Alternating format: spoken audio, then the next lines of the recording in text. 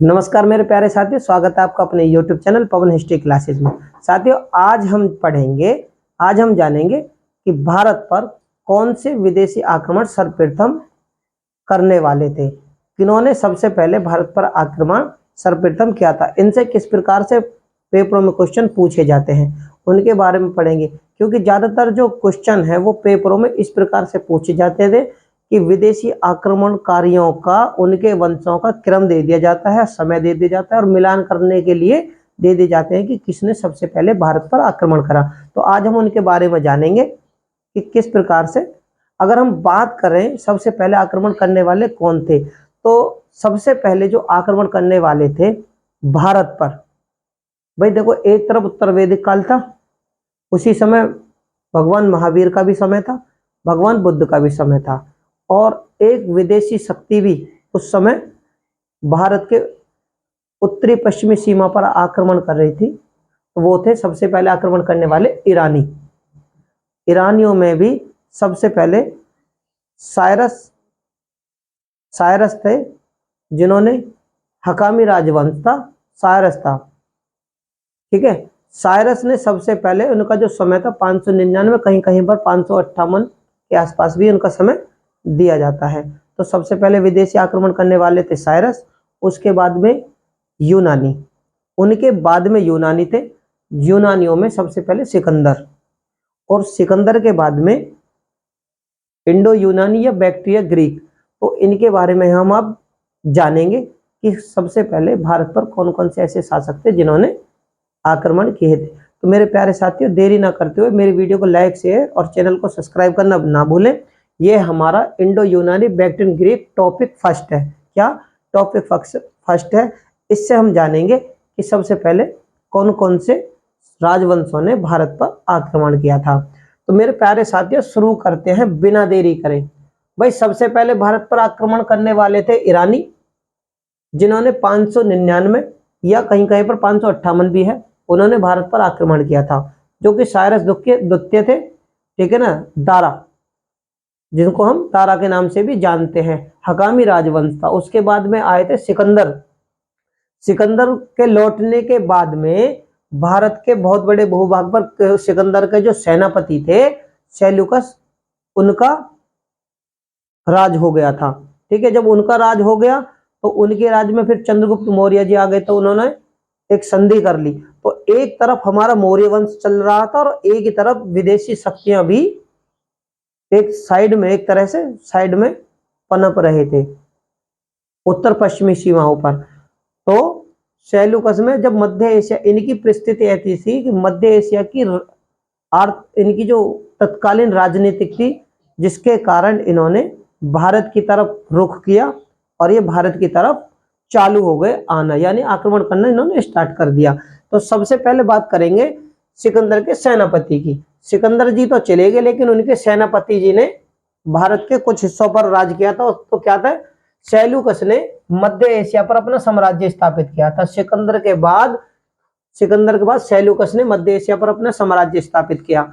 उसने क्या किया था, उत्तरी अफगानिस्तान और पर्सिया यानी ईरान पर अपना साम्राज्य स्थापित किया था, जिसे जिसे क्या, सेल्यूकस साम्राज्य के नाम से भी जाना जाता है।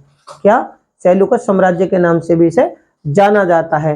इन्हीं के बाद में, सेल्यूकस जी के तुरंत बाद 250 ईसा पूर्व में, क्या 250 ईसा पूर्व में बैक्टीरिया के गवर्नर थे। क्या, बैक्टीरिया के गवर्नर थे डियोडोरस प्रथम। क्या थे? डियोडोरस प्रथम। इन्होंने अपना स्वतंत्र राज्य स्थापित किया था। कब किया था? 250 ईसा पूर्व में इन्होंने अपना स्वतंत्र राज्य बना लिया। उस राज्य का नाम क्या था जो इन्होंने स्वतंत्र राज्य बनाया? तो वह राज्य कहलाया था बैक्टीरियन ग्रीक और इंडो ग्रीक। क्या, बैक्टीरियन ग्रीक और इंडो ग्रीक, भैया ये राज्य कहलाया। इसके बाद में क्या हुआ कि जो डियोडोरस प्रथम थे, इनके बाद में डियोडोरस द्वितीय यानी उनके पुत्र डियोडोरस द्वितीय ने शासक बन गए। क्या, डियोडोरस जी इनके बाद में शासक बने। और शासक बनने के, लेकिन जब ये शासक बने, लेकिन याद रखना। लेकिन जब ये शासक बने तो यूथिडेमस क्या थे? यूथिडेमस ने डियोडोरस द्वितीय का हत्या करके सत्ताधिकार, यानी कि एक महत्वाकांक्षी व्यक्ति था यूथिडेमस।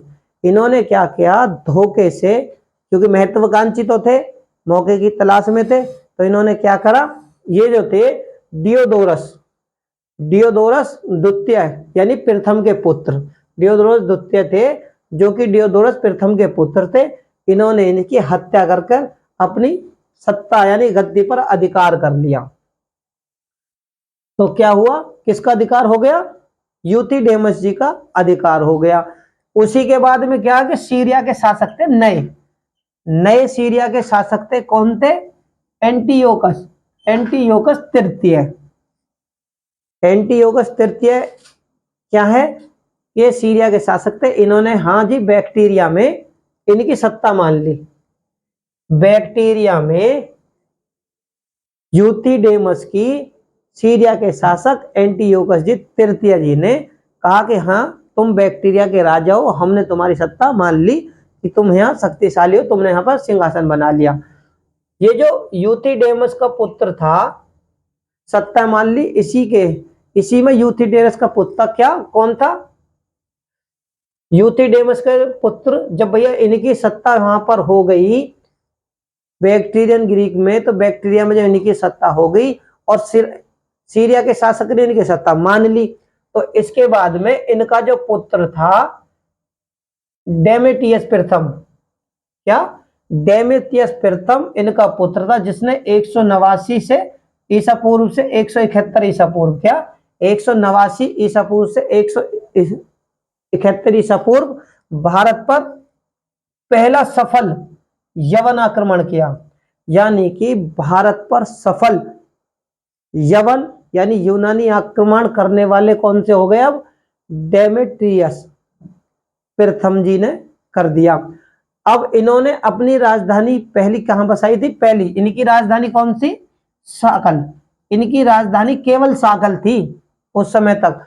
और इन्हीं के समय में ये जो महोदय थे डेमेटियस प्रथम, इन्हीं के समय इन्होंने एक तो आक्रमण किया तो सफल आक्रमण हो गया, दूसरी इनकी राजधानी थी साकल पाकिस्तान वाली, और इन्हीं के शासन के दौरान यूनान दो भागों में बटा। क्या? इन्हीं के शासन के दौरान यूनान दो भागों में बटा। तो पहला भाग किसके अंडर में आया? पहला भाग आया डेमेटिरियस, क्या जी? डेमेटिरियस में, यानी पहला भाग तो इनके अंडर में आया डेमेटिरियस के, और दूसरा भाग आया यूक्रेटाइडस के अधिकार में। अब इनकी दो राजधानियां हो गई। क्या? पहले भाग की राजधानी साकल थी और दूसरे भाग की राजधानी तक्षशिला बनी। यानी जो पहला भाग था डेमेटियस का, इसकी राजधानी साकल और यूक्रेटाइडस की राजधानी तक्षशिला बन गई। जो कि जो जानकारी है वो इनके सिक्कों के आधार पर है, तिथि क्रम के बारे में बहुत ज्यादा संदिग्ध की स्थिति बनी हुई है, इसलिए सिक्कों के आधार पर इनका इतिहास है। इसके बाद में जो भारत पर अधिकार करा कौन से? यूथिडेमस और डेमेट्रियस वंश के ने। अब इनका वंश आगे पहुंचता है। इस वंश का पहला शासक, क्या? इस वंश का पहला शासक वो देखो, ये जो यूथिडेमस ने डियोडोरस की हत्या करके जो अधिकार कर लिया था ना, तो वही है ये यूथिडेमस जी। अब इन्हीं का या तो इसे आप यूथिडेमस वंश कहें या डेमेटिरियस वंश है, डेमेटिरियस वंश कहें। इस वंश का पहला शासक कौन था? मिनांडर का जो समय है शासन का वो 165 ईसा पूर्व से 145 ईसा पूर्व है। बौद्ध साहित्य में मिनांडर जी को मिलिंदपन्नो कहा गया है। किसमें? बौद्ध साहित्य में इन्हें मिलिंदपन्नो कहा गया है। महायान बौद्ध ग्रंथ इन्हें मिलिंद पन्नो। तो महायान जो बौद्ध ग्रंथ है ना, महायान बौद्ध ग्रंथ, इसमें क्या है, मिलिंद पन्नो के जीवन के क्रियाकलापों की वर्णन है। क्या, जीवन के क्रियाकलापों का वर्णन है। और इसमें क्या जानकारी है मिलिंद पन्नो में, कि नागसेन, आचार्य नागसेन और मिलिंद पन्नो के इनके प्रश्न है, आपस में विचार विमर्श वाले प्रश्न है, जिनके आधार पर बौद्ध धर्म के संस्कृत जीवन पर प्रकाश पड़ता है। क्या, संस्कृत जीवन पर प्रकाश पड़ता है। इसी यवन शासक का उल्लेख, यानी मिनांडर का ही उल्लेख लामा तारकनाथ जी हैं, लामा तारकनाथ जी हैं, जिन्होंने भारत में बौद्ध धर्म का इतिहास नामक ग्रंथ लिखा, या एक तरह से पुस्तक लिखी। और इन्हीं की जानकारी क्षेमेंद्र यानी 11वीं सदी में अवदान कल्पता में उल्लेख किया है। लेकिन भाई मेरा मानना तो यह है, यह एक इन्होंने उल्लेख तो किया है, लेकिन 1000 साल पहले की घटनाओं का यह उल्लेख करें 11वीं सदी में, और जो ये शासन है वो ईसा से पूर्व का है। तो आप समझ सकते हैं कि जैसे जैसे किसी ने इन्हें जानकारी दी होगी, उसी प्रकार से ये जानकारी इन्होंने इसमें उल्लेख किया है। तो मिलिंद के जो सिक्के हैं, मिलिंद के यानी मिनांडर के जो सिक्के थे, वो कहाँ, काबुल, काबुल से मथुरा, मथुरा से बुंदेलखंड में, बुंदेलखंड तक का हिस्सा यानी इनकी सीमा में था। यहाँ पर इनके सिक्के पाए गए हैं। इलाहाबाद के पास में रेह नामक स्थान है। क्या, इलाहाबाद के पास में भी, किसके, इलाहाबाद के पास में रेह नामक स्थान से इनका क्या मिला है, अभिलेख मिला। अभिलेख कहां से मिला, रेह नामक स्थान से अभिलेख। इसमें भी इनके कार्यकलापों की वर्णन है। क्या, कार्यकलापों का इसमें भी वर्णन है। मिनांडर की मृत्यु के बाद, क्या, इसके बाद में मिनांडर की मृत्यु के बाद इनका पुत्र था स्टेटो। ये स्टेटो इनके पुत्र थे, जिन्होंने 145 ईसा पूर्व से 90 ईसा पूर्व में इनके उत्तराधिकारी बने थे। इनके मिनांडर जी के स्टेटो 145 ईसा पूर्व से 90 ईसा पूर्व इनके उत्तराधिकारी बने। इनकी एक उपाधि थी, इनकी एक उपाधि थी, वो क्या थी, सोटर की उपाधि। सोटर की उपाधि इन्होंने धारण की थी, सोटर की उपाधि इन्होंने धारण की थी। इनके भी उत्तराधिकारी, अब इनके उत्तराधिकारी यानी इनके जो पुत्र थे वो स्ट्रेटो सेकंड था। इनका पुत्र स्ट्रेटो सेकंड था, जिसने 90 ईसा पूर्व शासक बना था, और उसका राज्य सिमट कर रावी और झेलम तक रह गया था। यानी कि उसके बाद में इन शासकों की शक्ति में हास होना स्टार्ट हुआ, और जो इनके कमजोर शासक होते हैं तो उनका राज्य सिमटना स्टार्ट हो गया। इस क्षेत्र में यूनानी सिक्के मिलते हैं। सिक्कों के आधार पर ही इनका इतिहास लिखा गया है। ठीक है, 30 ईसा पूर्व यानी ईसा से 30 साल पहले शकों ने इस पर अपना अधिकार कर लिया। अब ये बात हो गई कौन से वंश की, यूथिडेमस।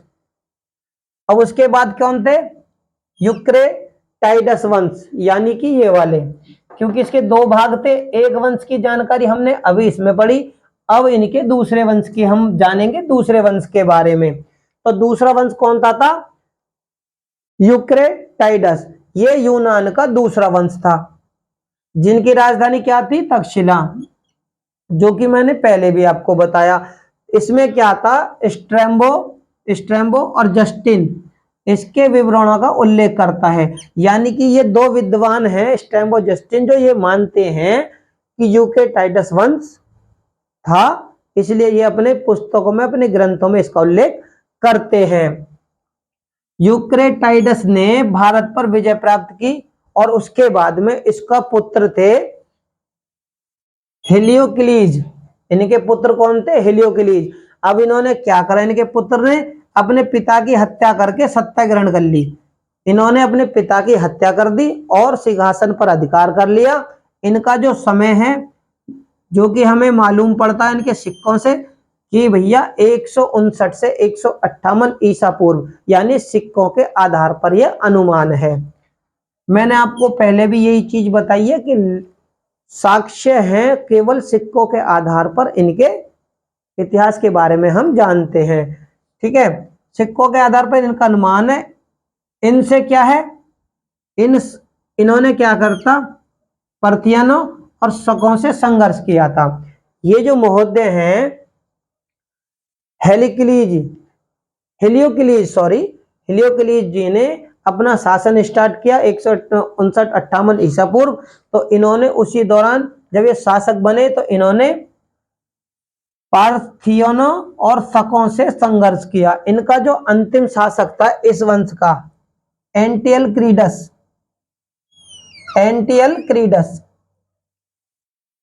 यूक्रेटाइडस वंश के जो थे अंतिम जो थे एंटियल क्रीडस थे, वह 125 ईसा पूर्व से या फिर 112 ईसा पूर्व शासक बना था। इसका एक अभिलेख मिलता है, कौन सा अभिलेख मिलता है, बेसनगर, जिसको विदिशा से जो मिलता है। कौन सा अभिलेख है, उसका नाम गुरुड़ स्तंभ पर लिखा हुआ है। अब मेरे प्यारे साथियों, यहां पर एक छोटा सी गौर करना, जो कि पेपरों में इसी तरीके से क्वेश्चन पूछे जाते हैं, क्योंकि पेपरों में मोटा मोटा बेस नहीं पूछते, थोड़ी सी बारीकी से इनके अंदर की गहराई को पूछते हैं। तो ये देखो, यहां पर समझने की कोशिश करो। एंटियल क्रीडस का जो शासन था, एंटियस क्रीडस के शासन के दौरान उसका एक अभिलेख मिला। अभिलेख किसका मिला है, एंटियल क्रीडस का, बेसनगर विदिशा से, जो कौन सा है, गुरुड़ स्तंभ पर खुदा हुआ है। क्या, गुरुड़ स्तंभ पर खुदा हुआ है। इस पे क्या लिखा हुआ है, इस पे लिखा तक्षशिला निवासी थे हेलियोडोरस। क्या, तक्षशिला निवासी थे हेलियोडोरस, जिन्होंने भागवत वासुदेव यानी भगवान विष्णु की वासुदेव के सम्मान में इसकी स्थापना की थी। वह भागवत धर्म में आस्था रखता था, यानी कि यह भागवत धर्म को मानने वाला था। अब यहां पर मेरे बात समझने की कोशिश करो मेरे प्यारे साथियों। जिस शासन के समय में मिला वो एंटियल क्रीडस थे, समय था 125 से 112 ईसा पूर्व। इनका अभिलेख मिला है बेसनगर से, अभिलेख जो मिला है बेसनगर से इनका मिला है। उसमें कौन कौन सी है जो अभिलेख है, वो किस पर लिखा हुआ था या खुदा हुआ था, तो वो खुदा हुआ था गुरुड़ स्तंभ पर। और उसके अंदर क्या चीज थी जो प्रमुख थी, वो ये कि तक्षशिला के निवासी थे हेलियोडोरस, जो कि भागवत धर्म को मानने वाले थे, और उन्हीं के सम्मान में उन्होंने इस गुरुड़ स्तंभ पर यह अभिलेख लिखवाया था। ठीक है, अब इसके अन्य शासक किसके यूक्रेटाइडस वंश के अन्य शासक कौन थे, लीसियस हर्मियस, संभवतः ये जो हर्मिनियस हैं, हर्मियस जो ये अंतिम शासक थे। क्या, अंतिम शासक थे। इनका जो शासन था वो कहां था, इनका शासन केवल ऊपरी काबुल घाटी के ये शासक थे। इनके बाद में जो भारत पर विदेशी आक्रमण करने वाले थे उनके बारे में जानते हैं, तो वो कौन थे, पर्थियाई या पल्लव वंश। इन्होंने क्या करा था, इन्होंने उत्तरी पश्चिमी सीमा पर भारत पर अपना केंद्र बनाया। ये भी भैया यूनानियों की तरह, ईरानियों की तरह इनकी तत्कालीन राजनीतिक स्थिति बहुत संकट में थी। इन्होंने भी भारत की तरफ अपना पलायन शुरू कर दिया। किसने, पल्लव वंश बोल दो या पर्थियाई वंश ने।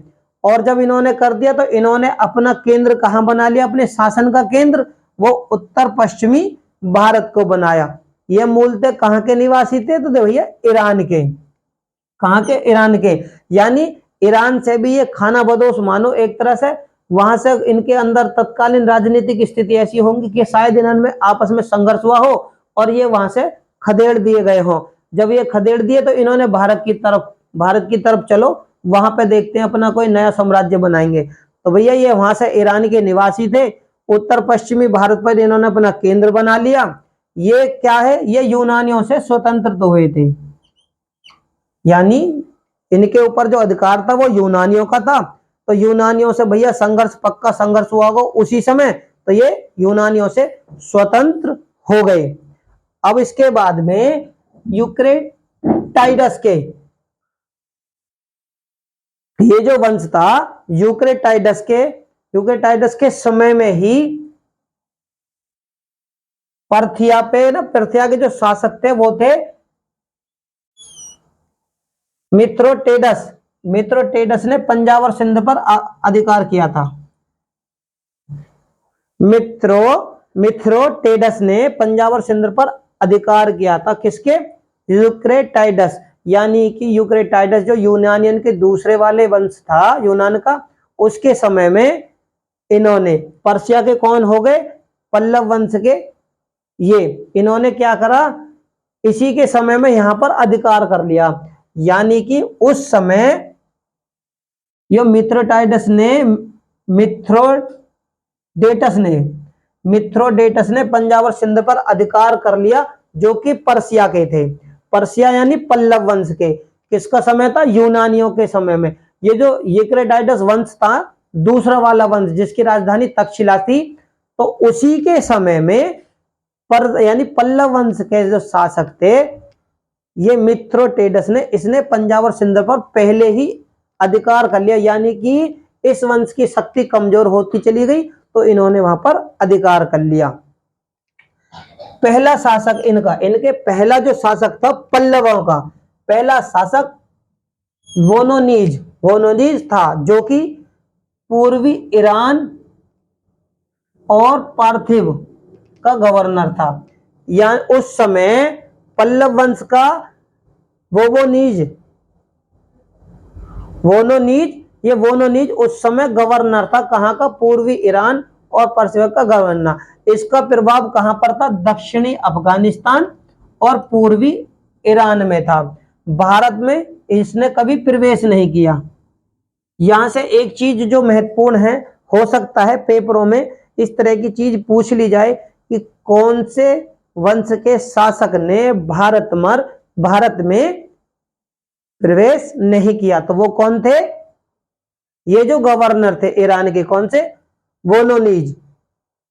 वोनोनीज ने, इसका जो प्रभाव दक्षिण अफगानिस्तान पूर्वी ईरान में था, लेकिन भारत में इन्होंने कभी प्रवेश नहीं किया।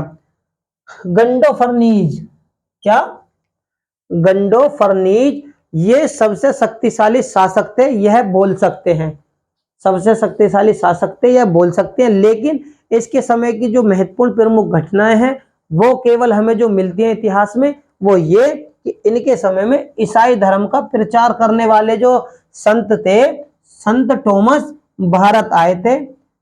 इसने 1919 ईस्वी से 45 ईस्वी तक शासन किया था, किसने, गंडोफर्नीज ने। इसके बाद इनकी शक्तियां और कमजोर पड़ने लगी, इनका कोई और शक्तिशाली शासक जो कि इनकी पल्लवों की सत्ता को संभाल सके, इतना कोई शक्तिशाली शासक बना नहीं। उसके बाद में कुषाणों का प्रभाव बढ़ता चला गया।